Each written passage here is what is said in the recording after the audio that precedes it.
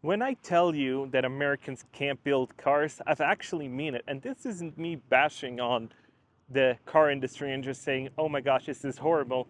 No, today we're going to look at some of the data, we'll look at some of the stuff, and then I want to hear your opinion about it. So yesterday I made a video about the layoffs that are coming at Nissan because they just can't make it.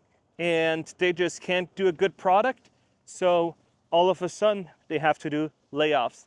And now we're gonna look at the poll that I did, and I said, hey, would you buy a Nissan? And 70% said, no, not interested at all. 7% said, never again, learn my lesson the hard way.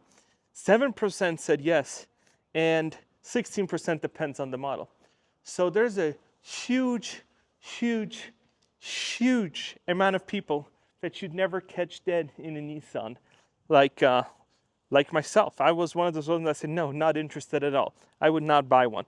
And then I went on and said, Americans just can't really build good cars. We are in a spot where it's just not good enough, where we just can't do it. And so here we go. GM recalls 500,000 vehicles, Cadillac and Chevrolet affected for potential engine failures. So all these things are just coming and stacking up. It is just absolutely crazy. So let's look at some of these problems. So I typed into Google, and everybody can do this. I said, what are the problems with all these brands? So here we go. Toyota vehicles. While generally known for their reliability, they have been reported to experience several common issues. Oil sludge buildup, transmission problem, engine oil leaks, faulty airbags, and then they kind of go on. So then, Nissan again, CV3 transmission issue, engine issues, sunroof problems. Then General Motors is facing significant recalls issue due to potential engine failures in certain full-size and mid-size SUVs. Here we go. Ford vehicles, like other brands, experience a range of common problems. Transmission issue, engine problems, electronic glitches. And when I make these videos and I say that we just can't build cars correctly in the United States, and one company that does know how to build them can't even come inside the United States and sell them. And I kind of know why now, because they would just demolish the auto market. They would just take over, and Nissan wouldn't be here, Chevrolet wouldn't be here, Ford, the Ford CEO even drives one. You guessed it right, it is BYD.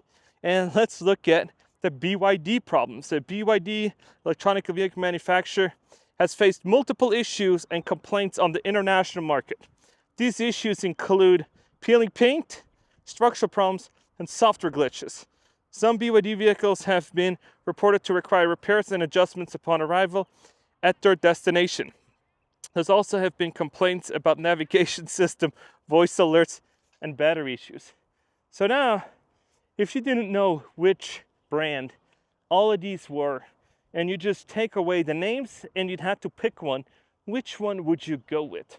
And I would go with the BYD because it seems like they have the most reliable, and they have the issues that don't affect you being left out stranded.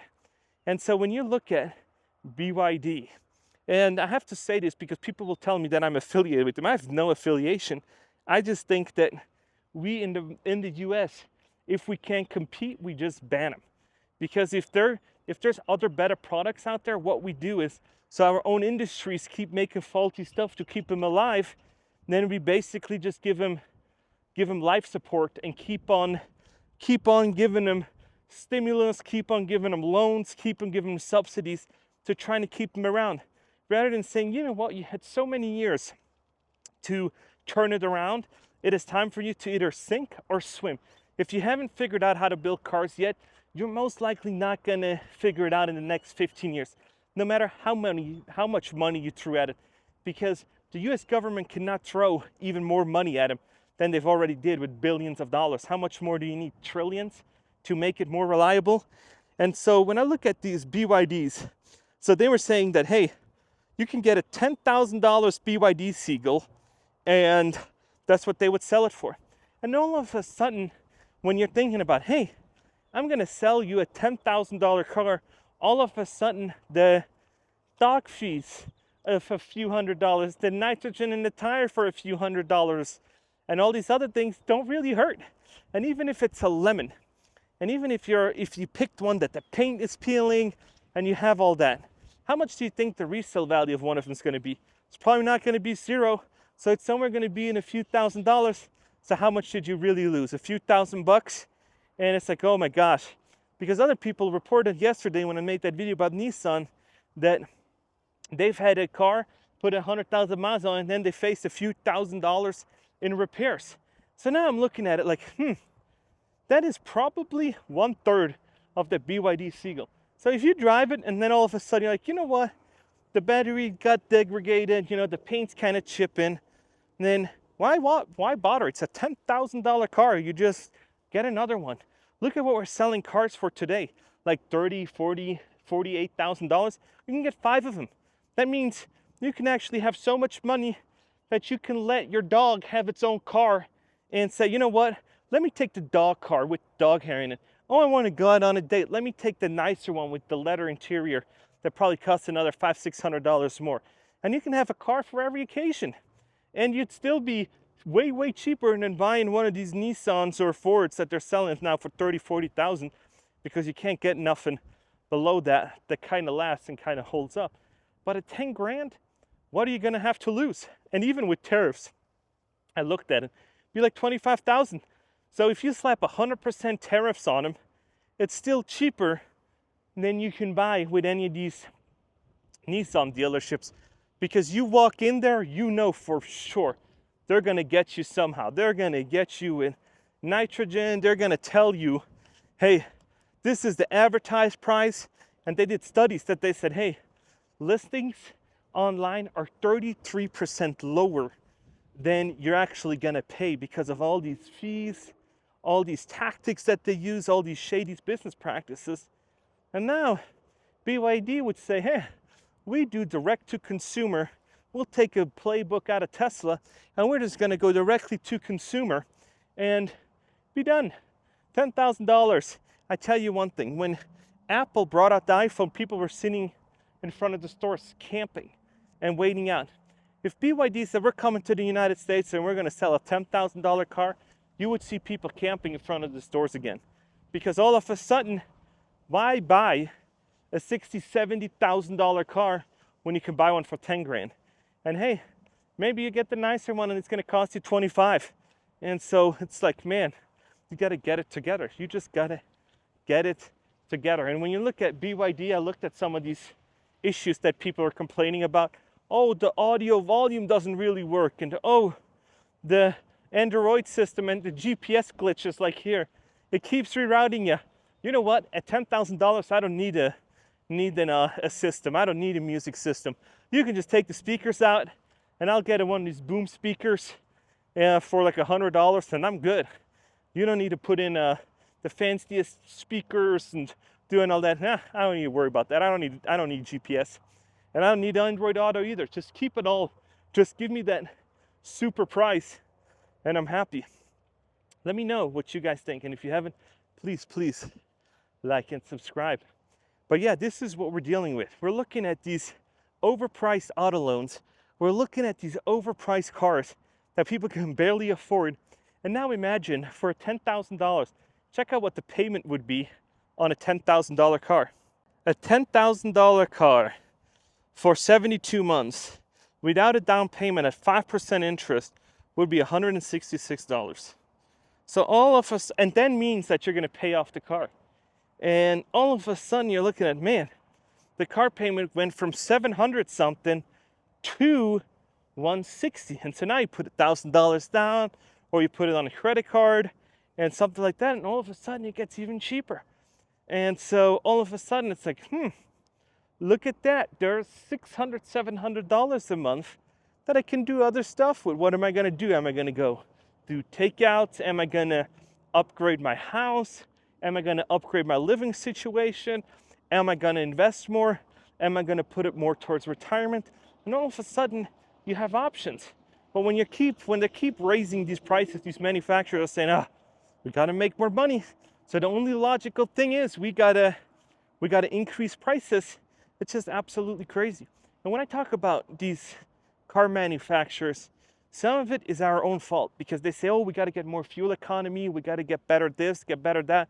And then these engineers get tasks that says, oh, we got to get this super high fuel efficiency, we can't emit carbon and all this other stuff. So then these engineers are going to have to make cuts and make sure that, hey, we're going to fit into the standard. And what do? You start tinkering with CVT transmissions and kind of do, oh, let's replace the O-ring over here. So then we can get a little bit more efficiency over here. But then it will cost something else over there. Whenever you change something over here, it might have an effect over here. And all of a sudden, you're always like, oh, we changed something over here, we changed something over here, and then something over here appears. So it's just an endless fight of trying to get things to work when there's crazier and crazier standards that you got to do.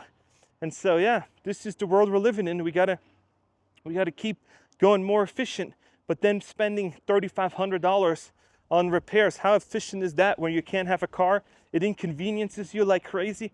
I rather say, you know what? Let's just plant some trees and do some other stuff rather than like, oh my gosh, we got to get these CVT transmissions, because where are they going to go?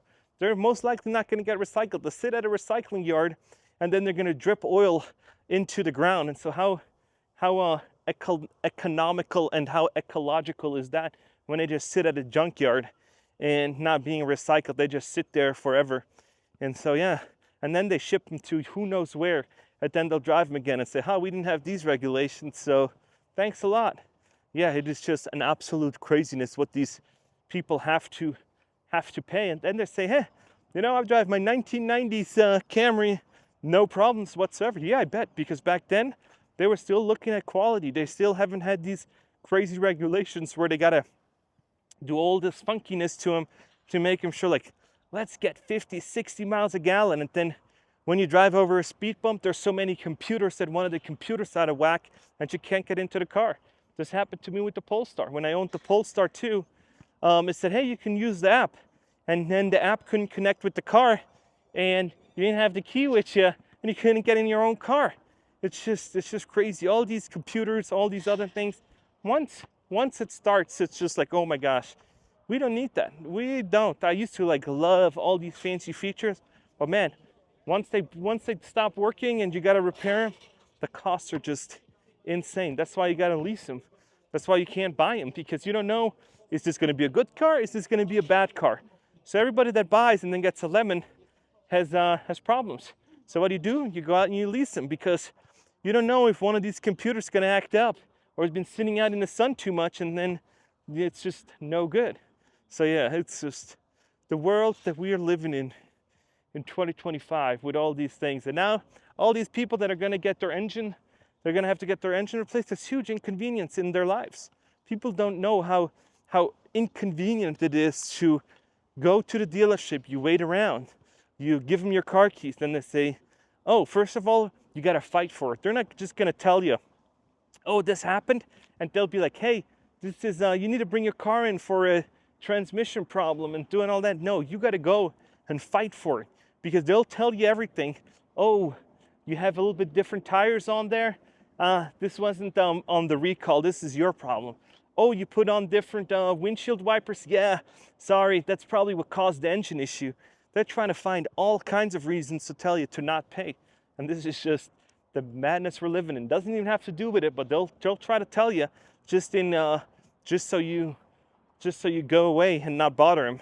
And then you gotta force them with lawyers, and gonna go like, I gotta go with lawyers to fight for what they've actually messed up. So it is just a crazy world.